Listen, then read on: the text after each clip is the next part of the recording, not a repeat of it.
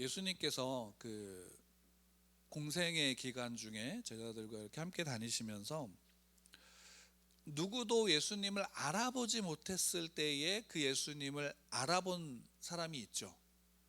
침례 요한이 그가 예수님의 길을 그 주의 길을 예비하는 자로서 이 땅에서 누구도 알지 못했을 때 그 예수님을 알고 기다렸죠. 그 기다리면서 예수님이 그 앞에 와서 침례를 받으실 때도 그 이전에 내가 그 앞에서 신들매도 묶지 못할 만큼 그분이 크신 분이다라는 사실을 알려줬지만 실제로 예수님이 그의 앞에 왔을 때 그는 그 예수님을 알아보고 그분이 어떠한 분인지 또 그분 앞에서 오히려 자기가 그 예수님에게 침례를 주는 게 아니라 자기가 도리어 받아야 된다라는 고백을 하지만 예수님이 이제 이렇게 하는 것이 하나님의 의를 이루는 것이다라고 말씀을 하십니다. 그만큼 침례 요한은 예수님의 어떠한 분인지 또 그분의 오심의 의미가 무엇인지 구약에서 선지자들로 말미암아 하나님께서 언약하여 주신 약속하여 주신 바로 그분이다라는 사실을 알았습니다. 근데 마태복음 9장 14절 이하에서 보면 그 침례 요한이 제자들이 예수님에게 찾아와서 질문을 합니다. 어떤 질문이냐면 우리와 바리새파 사람은 자주 금식을 하는데 왜 선생님의 제자들은 금식을 하지 않습니까? 라고 묻는 겁니다. 그러자 예수님이 이제 답하신 것이 혼인잔치의 손님들이 신랑과 자기들과 함께 있는 동안엔 슬퍼할 수 있느냐? 그러나 신랑을 뺏길 날이 올 터이니 그때에는 그들이 금식할 것이다 라고 말씀을 하십니다. 그러면서 동시에 같이 말씀하신 게 뭐냐면 우리가 잘 아는 말씀이죠. 생배조각을 낡은 옷에다가 대고 깁는 사람은 없다. 왜? 그렇게 하면 새로 된 조각이 그 옷을 당겨서 더욱 찢어지게 만든다. 그리고 더 우리가 잘 아는 새 포도주를 낡은 부대에 담는 사람은 없다. 새 포도주는 새 포도 그 자루에 담아야 된다라고 말씀을 하십니다. 가죽 부대에. 이 말씀을 보면 우리가 이제 이 말씀에 대해서 여러 가지 이제 이야기들을 들었고 많은 설교들을 들었을 겁니다. 근데 여기서 우리가 한 가지 우리가 좀 알 수 있는 것 중에 좀 생각해 볼 수 있는 것 중에 하나가 있다면 그것은 뭐냐면 예수님이 이 땅에 오심으로 말미암아 우리가 분명하게 알고 고백하는 것은 무엇이냐면 하나님의 나라가 이 땅에 임했다라고 고백을 하죠. 그러면 예수님이 오심으로 말미암아 하나님의 나라가 임했다라는 것은 결국 예수님이 오심으로 말미암아 그 이전의 시대와 예수님이 오신 이후의 시대는 달라졌다라는 사실을 우리에게 알려주는 겁니다. 그러니까 예수님이 오심으로 말미암아 새 시대가 도래했다라는 거죠. 근데 이러한 새 시대가 도래했음에도 불구하고 사람들은 그것을 모르기에 이해할 수 없기에 예수님을 어떻게 하냐면 받아들이는 게 아니라 예수님을 거부했죠. 실제로 침례 요한 또한 그 예수님이 오셔서 하시는 그 사역들과 모습을 보면서 예수님에게 묻지요. 제자들을 보내서 뭐라고 묻나요? 감옥에 있을 때 당신이 오실 그이입니까? 아니면 우리가 다른 이들을 기다려야 됩니까? 라고 묻죠. 그러니까 정작 그 예수님을 보고 누구인지 알았음에도 불구하고 지금의 그 행하시는 예수 그리스도의 모습을 보면 침례 요한도 그분이 메시아인지 모르겠다라는 거죠. 그러니까 다른 일을 기다려야 되는가? 라고 묻는 질문입니다. 근데 이런 모습이 뭐냐면 예수님으로 오심으로 말미암아 새 시대가 도래했고 그 새 시대를 살아가는 이들이 그 속에서 그 새 시대를 누릴 수 있느냐, 하나님의 나라가 임했는데 그 하나님의 나라를 누릴 수 있느냐라고 한다면 누릴 수가 없는 모습을 보여주는 거예요. 왜 누릴 수가 없냐면 기다리던 그분이 왔지만 그분의 모습이 내가 원하는 모습과 같지 않다는 거예요. 실제로 이사야서에서 그 메시아를 예언했던 모습을 보면 이사야서 53장에 이사야는 분명히 그렇게 이야기를 합니다. 뭐냐면 그는 흠모할 만한 아름다운 것이 없도다 라고 말하죠. 그러니까 예수님이 이 땅에 오셨을 때 유대인들이 기다렸던 메시아는 왕적인 정치적인 메시아가 분명합니다. 그래서 그들이 당한 처지에서의 그 로마의 지배에서 벗어나서 오히려 더 강한 이제 소위 말하면 유대인들의 나라 이스라엘을 세우기를, 그 다윗 시대에 있었던 그 강한 이스라엘을 회복하기를 원했던 거죠, 그들은. 근데 예수님이 실제로 오셨던 모습은 뭐냐면 그들이 기대했던 아름다움이 아니다라는 것은 이 사회를 통해서 이미 우리에게 알려주셨지만, 그럼에도 불구하고 알지 못했던 거예요. 왜냐하면 그런 모습 속에서 침례 요한 또한 그 인식이 없었다고 볼 수는 없을 겁니다. 정확하게 성경을 통해서 그 어떤 생각으로 그렇게 보냈냐라고 알 수 없지만, 다만 그 전통적인 이스라엘 백성도 유대인들의 생각 속에서 아마 예수님에 대해서 판단했을지도 모릅니다. 어찌되었든 그도 잘 몰랐죠. 근데 그러한 시대 속에서 예수님이 제자들을 택하시고, 그러한 시대 속에서 예수님이 그리스도인, 하나님의 부름을 받은, 택함을 받은 하나님의 자녀의 삶을 그 공생의 시간을 통해서 보여주시고 제자들을 데리고 다니시면서 그 삶에서 함께 하심으로 말미암아 제자들이 그것을 가르침을 통해서든 아니면 그 삶을 통해서든 그 안에 녹아들 수 있도록 예수님이 만드셨습니다.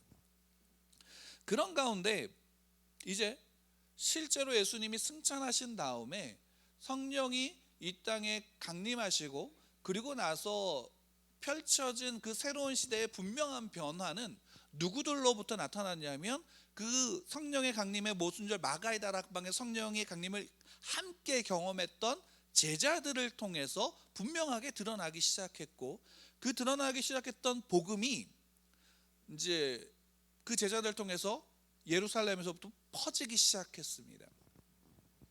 새로운 시대의 모습이 그 안에 분명히 드러났죠. 그리고 새로운 시대 속에서 부름받은 이들로 말미암아 그 시대를 어떻게 살아가야 되는지를, 믿음으로 어떻게 살아가야 되는지를 거기에서 보여줬습니다. 그러면 그 변화가 단순하게 그래 예수님을 믿고 그 예수님의 믿은 구원받은 자로서 예수님을 믿으며 살아가면 그것으로 끝나는가라고 싶었더니 어떤 문제가 생겼어요. 다시 그거에 이은 새로운 시대가 그 안에 펼쳐지게 되는 거예요. 어떤 시대가 펼쳐지게 됐냐면 스데반의 죽음과 연관이 되어져 있죠. 스데반의 순교 속에서 그 이후에 벌어진 것은 어떤 일이냐면, 이 복음이, 이 구원이 유대인들, 우리의 민족적인 우리만의 구원이 아니라 이것을 넘어선 이방인을 향한 구원의 부르심도 여기에 담겨져 있다라는 사실이 그 안에서 분명히 밝혀졌죠. 그것을 증언했던 이가 누구냐면 그 안에 중심적인 인물이었던 베드로였던 겁니다. 근데 그런 상황 속에서도 이방인들이 예수님을 믿기 시작했고, 그런 상황에서 예수님을 믿었던 그 상황 속에서 아마도 그들의 인식 속에서는 이방인들이 유대교로 개종하는 것과 같이 예수님을 믿어서 구원을 받으면 그들 또한 유대인으로 개종되어져야 된다라고 생각을 아마 했었을 것 같아요. 그래서 그것이 당연하다는 듯이 받아들여지다가 언제 문제가 발생했냐면, 이방인들의 그 믿는 자의 수가 급격하게 늘어나기 시작한 순간부터 그것은 어떻게 되면 문제가 되기 시작하는 거예요. 그게 언제냐면 제1차 전도 여행, 바울과 바나바가 함께 안디옥에서부터 파송을 받아서 이방인의 나라로 나아가서 복음을 전하기 시작한 그 순간부터 이방인들의 믿는 자의 수가 급격하게 늘어나기 시작을 했던 겁니다. 그 선교의 전도의 보고가 안디옥에 들렸다가 이제 어느 정도 시간이 흐른 뒤에 예루살렘으로 와서 그 보고를 하고 있는 게 오늘 우리가 함께 보고 있는 이 본문입니다. 근데 이 보고를 통해서 많은 사람들이 4절에서 보면 어떻게 하냐면 3절에서부터 이렇게 이야기되어지면, 그들이 교회의 전송을 받고 베니게와 사마리아로 다니며 이방인들이 주께 돌아온 일을 말하며 형제들을 다 크게 기쁘게 하더라라고 얘기했습니다. 그러니까 그 전도의 보고를 듣는 모든 이들이 그것을 보고 기뻐했다라고 얘기하고, 그로 말미암아 예루살렘에 이르러 교회와 사도와 장로들에게 영접을 받고 하나님이 자기들과 함께 계셔 행하신 모든 일을 말했다라고 얘기합니다. 그러니까 선교 보고를 한 거예요. 근데 그 다음에 이제 어떤 일이 바로 벌어지는 거냐면 5절에 바리새파 중에 어떤 믿는 사람들이 일어나 말하되 이방인에게 할례를 행하고 모세의 율법을 지키라 명하는 것이 마땅하다 아니라라고 얘기를 하고 있는 거예요. 근데 이게 여기에는 이제 바리새파 중에 어떤 믿는 사람들이라고 표현한 것을 보면 당시에 그리스도인들, 예수님을 믿는 사람 중에 바리새인들도 이 도에 함께하는 일이 생겼고, 제사장 중에서도 이 도에 함께하는 유대인들이 있었던 거예요. 그거는 왜냐하면 성경에서도 그렇게 기록하고 있기 때문에. 근데 문제는 뭐냐면 이것이 이제 이방인들에게도 벌어진 거예요. 이때까지만 해도 유대인들의 사고 속에서 복음은 누구를 중심이냐 하면 자기들을 중심으로 이 복음에 대한 사고가 있었어요. 그러니까 성경에서 이방인이라고 얘기하는 것은 유대인 외의 모든 민족들은 다 이방인이에요. 또 이제 성경에서 야만인이라고 기록되어져 있는 것은 어떤 의미냐면, 그것은 로마가 지배하는 그 헬라 문화권을 벗어난 그 소위 말하는 로마의 지배 영역을 벗어난 민족들을 뭐라고 부르면 야만인이라고 불렀던 거예요. 그러니까 유대인들 중심적인 사고는 자기들 외에는 다 이방인이니까, 근데 그 이방인에게 구원이 임하지 않아. 근데 그 이방인에게도 구원이 임했다라는 사실이 증명이 되어졌어요. 그래서 그것을 인정하고 있지만 이제 실질적인 그 안에서 문제가 발생하는 거예요. 뭐냐면 유대인들의 사고로는 구원을 받았어, 하나님의 백성이 됐어. 그러면 뭘 해야 돼요?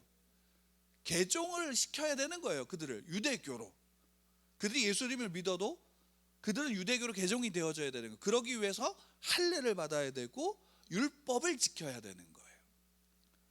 자기들처럼. 근데 이게 단순하게 바리새인들의 어떤 사람들의 이야기이긴 하지만, 이게 보통 유대인들이 가지고 있는 유대인들의 소위 말한다면 정체성이잖아요. 대부분의 유대인들은 아마 그렇게 생각했을 것이고 그걸 당연하게 여겼을 거예요. 근데 실제로 이런 문제 속에서 아마 이런 문제가 우리 가운데 던져지면 우리는 어떻게 답할까요? 우리 지금은 알아요. 솔직히 지금은 이방인의 개념이 우리 안에 있어요, 없어요? 지금은 없죠. 왜? 우리 다 성경대로 말한다면 우리는 다 이방인이에요. 그렇기 때문에 우리 다 이방인이에요. 근데 그 이방인인 우리가 예수님을 믿고 영접했다 그래서 우리가 유대인이 될 필요가 있어요, 없어요? 없죠. 왜? 구원은 이미 그것을 넘어선 거예요. 보편적인 구원은 유대인에게만 차별적인 구원이 있는 게 아니라 모든 이들에게 차별이 없다라고 말씀하셨어요. 구원은 차별이 없는 것이거든요. 근데 그런 것 속에서 믿는 자들의 구성원에 따라서 세워진 전통이 당연하게 받아들여졌지만, 새로운 시대 속에서 새로운 사람들이 유입될 때는 그 전통과 부딪히게 되어지는 거예요. 그럼 여기서 선택을 해야 되는 거예요. 어떻게 해야 되는가? 어떻게 해야 되는가? 여러분, 이 질문이 이때 당시에도 분명히 이 질문 속에서 그 답을 찾으려고 했었을 것이고, 지금의 시대 속에서도 동일하게 우리 가운데 그 질문이 동일하게 유효해요. 왜? 요즘에 코로나로 인해서 전 세계적인 팬데믹 상황에서 분명하게 교회 안에서의 인식이 있어요. 어떤 인식이냐면 새로운 시대가 도래했다라고 봐요. 그러니까 이런 새로운 시대라는 것은 환경적인 요소에 의해서 바뀌어지는 거예요. 문화와 상황이 바뀌어지는 거예요. 실제로 그래요. 왜? 코로나로, 그러니까 예전 같으면 이런 전염병이 유행했을 때 그것이 보통 몇 개월이면 끝났어요. 그렇기 때문에 그 일상에서 크나큰 변화를 가져오지 못했지만, 코로나로 인해서 이것은 지금 1년이 넘어가고 2년이 돼가고 있는 상황이잖아요. 그럼 이 상황에서 어떻게 되냐면 일상이 바뀌어버리게 됐어요. 일상이 바뀌어버리면 어떤 일이 벌어지냐면 사람들의 사고가 달라져요. 사람들이 가지고 있는 생각과 가치관이 바뀌기 시작하는 거예요. 실제로 그런 변화들이 지금 많이 일어나고 있고, 그런 변화들 속에서 가장 늦게 그 상황을 인지하게 된 게 저는 개인적으로 교회와 우리 신앙인들이 아닐까 생각을 해요. 근데 여기에서 우리가 분명히 이런 질문을 해야 되는 거예요. 어떻게 해야 되는가? 라는 질문을 해야 되는 거예요. 물론 그 답을 어디서 찾는가라고 한다면 분명히 명백해요. 성경에서는 그걸 우리에게 분명히 알려주는 게 뭐냐면 성경에서 찾아야 돼요. 성경에서 어떻게 찾아야 돼요. 근데 이해할 수 없는 것은 뭐냐면 이 당시에 예루살렘에 모여서 이것으로, 이 문제로 말미암아 이방인들에게 구원이 임하고 그들에게 할례를 행해야 되는지 율법을 가르쳐서 지키게 해야 되는지에 대한 문제를, 이걸 단순하게 한 사람이 야 땅땅땅 이거야 라고 결정해 버릴 수 있는 문제가 아니라, 이거는 모든 교회가 참여해야 되는 문제가 되는 거예요. 그래서 이제 장로들과 또 사도들이 모여 예루살렘 교회에 모여서 함께 회의를 하는 거예요. 야 누가 한 명의 결정이 땅땅땅 끝나 이게 아니라 어떻게 한 거예요? 함께 모여서 논쟁을 한 거예요. 이걸 어떻게 해야 되는지. 야 우리의 정체성은 이거야. 근데 우리는 이렇게 믿는 지금 이방인들도 그래서 이렇게 해야 돼. 아니야 그런 게 아니야 라고 얘기하면서 논쟁을 하는 거예요. 이게 그 소위 말하면 기독교 안에서 제1차 예루살렘 종교회의를 사도행전에서 기록하고 있는 거예요. 그러니까 이전에 경험하지 못했던 그 일들을 부딪혔을 때 이걸 어떻게 해야 되는가라는 그 논의가 여기서 이루어지면서 저는 분명히 알 수 있는 게 뭐냐면 이게 되게 성경에서는 짧게 그려지고 있지만 이게 단순하게 짧게 그린 게 아니라 이 안에서는 그들이 심각하게 논쟁하면서 더욱 더 기도하면서 말씀을 살펴봤을 거라고 봐요. 그리고 그 속에서 우리가 다음에 6절부터 나오는 것은 베드로가 일어나서 그 안에서 선언을 하고 고백하고 있는 게 뭐냐면 11절에 그것을 마지막에 결론적으로 이야기를 하고 있어요. 11절 말씀 같이 읽을까요? 같이 읽겠습니다. 시작. 그러나 우리는 그들이 우리와 동일하게 주 예수의 은혜로 구원받는 줄 믿노라 하니라. 여기에 이제 우리 성경에는 우리는 그들이 우리와 동일하게 라고 이제 되어져 있지만 이게 이제 원어상으로 이렇게 번역해 보면 뭐 영어 성경이나 다른 성경을 이렇게 보게 보면 이렇게 번역하는 성경도 있어요. 어떻게 하냐면 우리도 그들과 동일하게, 우리도 그들처럼.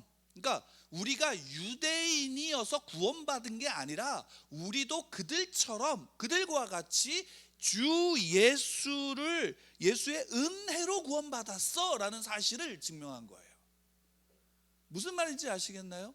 예, 야 율법을 지켜야 돼, 할례를 행해, 그들도 유대인들처럼 만들어야 된다라는 목적이 아니라 아니야, 우리 또 그들과 같이 예수의 은혜로 말미암아 구원받은 거야 라는 사실을 확증한 거예요. 그러니까 이방인들에게도 구원이 임하는 회개가 임했다라고 얘기했을 때 그것은 우리가 그들에게 율법을 지키게 하고 할례를 행하게 해서 우리들의 전통으로 그들을 끄드리는 게 아니라 그들에게 임한 그 구원의 은혜는 예수 그리스도로 말미암은 은혜야. 우리도 그와 같이 구원을 얻었어 라는 사실을 이야기하는 거예요. 그러니까 예루살렘 종교의 새로운 시대 속에서 이 믿는 이들이 함께 논의하면서 어떻게 해야 되는가를 논의할 때 우리가 새로운 시대니까 우리의 본질을 바꿔서 이렇게 하자의 모습이 아니라 이 새로운 시대 속에서 이 사도들과 장로들, 감독들이 함께 모여서 회의할 때 이들이 택한 건 뭐냐면 더 본질적인 것으로 돌아가자라는 것이에요. 예수로 말미암아 구원을 받았다라는 사실을 몰랐을까요? 알았어요. 근데 그것을 알았음에도 불구하고, 그것으로 고백했음에도 불구하고 그들 가운데 우리의 전통, 우리의 가치, 우리의 인식 속에 있는 것들도 함께 해야 된다라는 것 속에서 점점 다 쳐버리면서 가장 본질된 것이 무엇인지를 찾는 거예요.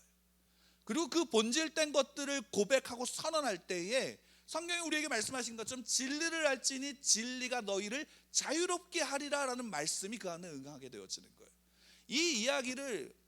이 회의의 결과를 그래서 이제 다 함께 인준하고 그로 인해서 그것을 여러 이방인들의 교회들에게 다 알려줘요. 편지를 써서 알려줘요. 그러면 그 이방인들은 그 얘기를 들었을 때 어땠을까요? 자기들이 유대인이라는 정체성으로 들어갈 필요가 없는 거예요. 그 존재 그대로를 하나님 앞에 나갈 수 있게 되어진 거예요. 그 자유를 누리고 그 자유의 기쁨을 만끽할 수 있게 되어진 거예요. 근데 더 중요한 건 이거예요. 이게 유대인들에게는 어떤 일로 다가왔을까요? 유대인들도 율법으로 자기가 구원을 받지 않았다는 사실을 인정하게 되는 거예요. 율법의 짐을 벗어버릴 수 있게 되어지는 거예요. 왜? 유대인들에게 율법은 어떤 것이냐면 원래 하나님께서 모세를 통하여 주신 율법의 본질은 이미 잊어버리고 율법은 보여주는 것, 나는 이런 사람이야 라는 것을 나타내기 위한 하나의 자기 증명으로서밖에 율법으로 작용하지 않았어요. 율법의 본질을 잃어버린 거란 말이에요. 근데 이 회의를 통해서 그 신앙과 믿음의 본질로 말미암아 참된 복음의 가치가 무엇인지 드러나게 되어지는 거예요. 이후로도 기독교 안에 여러 종교회의들이 있었지만 초창기에 있었던 종교회의들, 대부분의 종교회의들의 문제는 여러 가지 문제들 속에서 뭘 찾아가냐면 이 본질적인 것을 찾아갔고 이 본질적인 것들을 고백했고 이것이 우리의 시대 속에서 어떻게 드러나야 되는지를 함께 논의했던 문제인 거예요. 오늘날도, 그럼 오늘날 우리가 지내고 있는 이 시대 속에서 당연하지 않겠어요? 우리가 이 시대, 새로운 시대 속에서 우리가 어떻게 해야 되는가를 찾을 때 이 시대 속에서 우리가 분명히 먼저 해야 될 작업이 있다면 그것은 우리의 신앙의, 우리의 믿음의 본질, 성경에서 우리에게 믿음을 무엇으로 말하고 있고 그리스도인, 성도는 누구인지에 대한 그 근본적인 질문과 정체성이 우리 안에 던져져야 되는 거예요. 그러면 그것으로 말미암아 우리는 어떻게 하냐면 그로 말미암아 어떻게 할 수 있는지가 나오게 되어지는 거예요. 여러분, 우리가 믿는 믿음은 뭔가요? 예수 그리스도를 믿는 믿음이에요. 예수 그리스도가 나의 구주가 되시고 그로 말미암아 하나님이 나의 아버지가 되는 거예요. 그 아버지를 믿는 믿음이, 그 아버지와 함께 하는 시간이 예배이고 그 아버지의 말씀대로 살아가는 삶이 우리가 일상에서 살아가는 우리의 삶이 되어지는 거죠. 그럼 그 속에서 우리는 무엇을 바라보고 있느냐고, 어떻게 하고 있느냐인 거예요. 그럼 분명하게 알 수 있는 건 뭐예요? 이 시대 속에서, 이 바뀌어지는 시대 속에서 분명하게 어떻게 해야 되는가를 물을 때, 이전에 해왔던 대로 해나가면 된다라는 것에 대해서 우리가 문제의식을 가질 필요가 있어요. 그리고 거기에 그 문제의식은 어떤 거냐면, 내가 예수님을 믿지만 그 예수님을 믿음으로 말미암아 했던 내 모습 속에서 그것이 정말 참된 믿음으로 나타난 모습이었는가라는 사실이에요. 여기에서 모습이 어떤 거냐면 우리가 지나왔던 과거의 모습들을 되돌아보는 거죠. 우리가 어떻게 행동했고 어떤 모습이 보여졌는지. 그리고 이 시대 속에선 더 중요한 것, 어떻게 그 믿음 속에서 예수 그리스도가 나의 삶을 통해서, 나를 통해서 더 이 땅에 드러날 수 있는가라는 사실이에요. 분명한 것은 여러분들의 삶을 통해서 예수 그리스도는 분명하게 드러납니다. 하나님은 여러분들을 통해서 하나님의 나라가 임했다는 사실을 분명히 이 땅 가운데 보이고 많은 이들이 그것으로 말미암아 하나님의 나라를 볼 겁니다. 그러면 그것이 단순하게 착하게 산다라는 명분으로서 그런 모습이 드러나는 게 아니라 우리가 끊임없이 성경을 통해서 내게 묻는 거죠. 어떤 걸 묻냐면 예수님이 이 땅에 오셔서 사셨던 바로 그 모습들, 그리고 사도들이 편지와 또 성경을 통해서 우리에게 기록해준 그 모습들을 통해서 그 시대 사람들에게 이것을 이야기하고 있는데 이 문제가 어떤 문제인지를 분명하게 되짚어 보는 거예요. 실제로 1차 이 예루살렘 종교회의가 끝난 다음에 교회 안에, 예루살렘 교회 안에, 이 당시 초대교회 안에 문제가 없었을까요? 사도들의 편지, 또 사도 바울의 그 편지들을 보면 문제는 여전히 남아 있었어요. 오히려 다른 문제가 발생했어요. 뭔지 아세요? 이방인들의 신앙이 기독교 신앙 안으로 들어오는 거예요. 그들의 가치가 들어왔어요. 그걸 어떻게 표현하면 세속화되어지는 거예요. 그죠? 그런 문제가 발생하게 돼요. 그럼 그런 문제가 있기 때문에 그것을, 본질을 잃어버리고 본질적인 부분들에 대해서 생각하지 않는가? 이전에 전통적인 방식을 그대로 고수해야 되는가라고 묻는다면 저는 아니라고 대답할 거예요. 왜? 분명히 초대교회에서는 그 문제 때문에 변해야 될 때 변하지 않고 옛날 것을 답습하지 않고 새로워졌거든요. 우리 신앙의 새로움은 우리의 본질을 찾아가는 그 고찰 속에서 우리의 신앙이 새로워지고 우리의 삶이 날로 새로워질 수 있는 겁니다. 그 안에서, 그런 문제 속에서 사도 바울은 다시금 이야기해요. 편지를 통해서 교회들에게 이야기를 해요. 뭘 이야기하냐면 그 속에서의 본질이 무엇인지를 편지를 통해서 그 지역 교회들에게 답하고 있는 거예요. 저는 그것이 우리에게 지금도 동일하다고 봐요. 그 성경 66권에서 우리에게 말씀하고 있는 것은 너희가 여기에 성경에서 벗어난 어떤 새로운 것들을 찾으라고 말씀하시는 게 아니라 이 성경에서 수많은 역사 속에서 수많은 사건들 속에 있었던 그 사건들이 어쩌면 지금의 시대의 우리와 유사한 부분들 속에서 그들이 찾았던 본질이 무엇인지를 우리에게 답해주고 있는 거예요. 그러면 거기에서 가장 중요한 본질은 뭐예요? 예수 그리스도예요.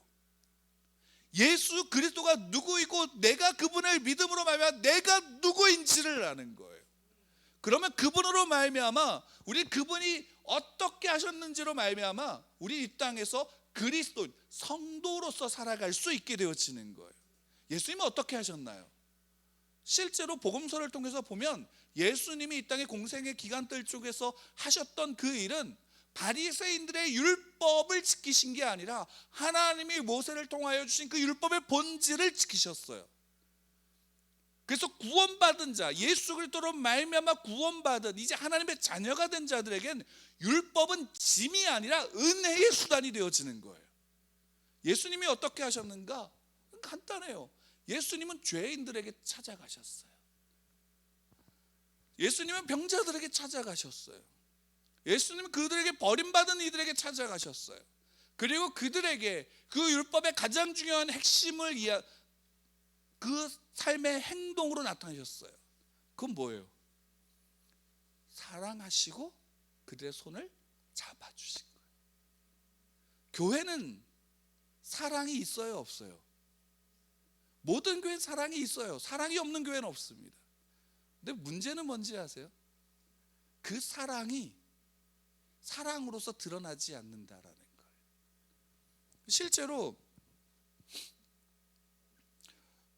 산업혁명 이후에 제국주의 시대가 도래하죠. 역사적으로 불과 얼마 안 되지만 그 제국주의 시대 때 그 제국주의의 기치를 들고 나섰던 나라들의 대부분이, 다는 아니지만 대부분이 다 기독교 국가라는 거 여러분들 아시나요? 아마 다 아실 거예요. 서구 유럽이었으니까. 근데 그들이 그 침략의 명분을 뭘로 삼았는지 아세요? 종교로 삼았습니다. 그러니까 그때 당시에 그 제국주의자들에게 종교는 어떤 것이었냐면 자기들이 침략의 동기로 삼고 침략의 무기로 삼았던 거예요. 그 침략도 침략이라고 하잖아요. 그들은 뭐라고 얘기하냐면, 우리도 얼마 전에, 불과 얼마 전의 일이죠. 일제로부터 침략당했을 때 지금 일본이 우리나라에게 하는 이야기가 뭐예요? 우리나라를 계몽시키기 위해서 그렇게 했다라고 얘기하죠. 똑같은 주장들이 거기에 써 있었어요. 근데 그때 이용되어진 게, 그 수단이 되어진 게 종교예요. 그것이 로마 카톨릭이든 개신교든 마찬가지. 물론 그로 말미암아 복음이 퍼져나간 부분도 없잖아 있죠. 근데 중요한 건 뭔지, 개인적으로 중요하게 여기는 부분은 뭐냐면 부끄러운 역사예요. 누구에게? 우리에게. 우리는 그 시대에 그것을 사과하고 미안함을 가질 필요가 있어요. 내가 그 일에 그 시대에 없었다가 아니라 그 시대에 가졌던 그 칼과 무자비함 속에 함께했던 기독교인들이 나와 같은 기독교인이라는 사실에 대해서. 다만 그 속에서 우리가 지금 무엇을 보기를 원하냐면, 이 코로나 시대, 팬데믹 시대 속에서 우리가 그런 과거들 하나하나를 통해서 그때 예수님이 그 시대 속에서 어떻게 하셨을까를 고민해 보는 거예요. 그러면 그것이 우리에게 조금이나마 이 시대 속에서 하나님의 기쁨이 나의 기쁨이 되어지는 발걸음으로 나아갈 수 있는 발걸음을 조심스럽게 뛸 수 있게 되어진다라는 사실이죠. 답이 있어서가 아니라, 지금도 우리는 그 답을 모르지만 그 시대 속에서 오늘을 살 수 있고 오늘을 살면서 내일을 소망할 수 있는 능력이 성도들에게, 그리스도인들에게 희망이라는 이름으로 이 땅에서 비추어질 수 있다라는 사실이에요. 거기에 가장 중요한 게 뭐냐면, 저는 단연코 이렇게 말씀드리고 싶은 거예요. 성경은 이렇게 말씀하고 있어요. 예수 그리스도예요. 예수 그리스도께서 사셨던 그 모습에 대해서 우리가 성경을 통해서 보고 배워 나가야 할 필요가 있는 거예요. 그것도 단순하게 나 혼자만의 문제가 아니라 함께 하게 하신 공동체, 교회 공동체 안에서 그것이 논의되어지고, 더 크게는 이것이 더 넓어지면 좋겠지만 우선은 지금은 나와 내가 함께하는 교회 안에서 그 일들이 벌어지기를 우리는 소망해야 한다라는 거예요. 그러면 이 새 시대를 살아가는 우리에게 그 본질된 신앙을 찾아가는 그 발걸음이 우리 안에 있게 되어지는 거예요. 여러분, 그것이 우리에게 지금 필요하지 않을까라는 거예요. 어떤 이가 얘기했어요. 그 박유선 목사님이 설교 중에 그런 말씀을 하셨던 게 기억이 나는데, 뭐냐면 기독교는 핍박을 받으면 항상 하나가 되어졌다라는 거예요. 핍박 속에서는 분열되어지지 않고 하나가 되어졌지만, 안정기에 들어서면, 안전한 시대가 도래하면 기독교는 분열이 되어지는데, 그 분열되어지는 것 속에 이단들이 많이 나타났다라는 거예요. 여러분, 지금 오늘날 이 시대를 한번 보세요. 이단들이 많나요, 적나요? 많죠. 편안한 시대인 거예요. 그런 편안한 시대 속에선 더욱더 중요한 게 뭘까요? 본질된 신앙을 찾아가는 거예요. 그리고 이 새로운 시대 속에서는 더욱이 우리는 그 신앙으로 하나가 될 필요가 있는 거예요. 본질된 그 신앙 안에서. 저는 우리 예수누리교회가, 저와 여러분들이 그 안에서 함께 하기를 소망하고, 그로 말미암아 이 땅에서 하나님이 정말로 우리에게 이 시대 속에서 살아가는 한 사람으로서, 이 시대 속에 살아가는 한 그리스도인으로서, 성도로서 그 삶을 살기를, 그 몸부림치는 삶을 살기를 축원합니다. 고민하며 함께 나아가는 겁니다. 그러나 그 질문이 우리 안에 지금 너무 거창한 게 아니라 더 단순하게 생각한다면, 오늘 내가 예수님이 사셨던 그 방법을, 그 모습을 따라가야 되는구나 라는 사실로 여러분들 함께 믿고 나아가기를 축원합니다. 여러분, 이 시대가 우리에게 복입니다. 분명할 겁니다. 그리스도인들에게 이 시대는 환난이기도 하지만 복입니다. 어떤 복이냐면, 더 본질된 신앙을 찾아가는 복된 시간일 거고, 실제로 그런 움직임들이, 그런 고민들이 여러 곳에서 이렇게 나타나고 있는 모습들을 보게 되어집니다. 여러분들은 어떠신가요? 저는 어떨까요? 그 속에 우리가 그 따뜻함이, 그래서 오히려 기독교 안에서 잃어버렸던 신앙의 본질 중에 하나는 전 따뜻함이라고 보는데, 그 따뜻함이 저와 여러분들 가운데 있기를 소망합니다. 그래서 누가 들어오더라도 그 속에서 이렇게 따뜻함을, 사람이 사람답게 대접받을 수 있구나라는 그 은혜가 우리 안에 있기를 소망합니다. 서로를 한번 좀 바라보시기를 바랍니다. 서로를 바라보시고, 저는 감사한 게 우리 안에, 우리 예수누리교회 안에 함께 예배드리는 여러분들이 따뜻해서 너무 좋습니다. 그리고 이것이 우리 교회의 분위기가 되고, 우리 교회 안에 그런 말미암아 더욱더, 그러나 따뜻함이 그냥 단순하게 우린 원래 이래로서 넘어가는 게 아니라, 그 시대 속에서 그런 말미암아 이 시대를 살아가는 한 사람이요 그리스도인으로서 여러분들로 말미암아 예수 그리스도가, 그 복음이 드러나고 또 그 복음이 증거되며 그 복음이 나타나기를 축원합니다.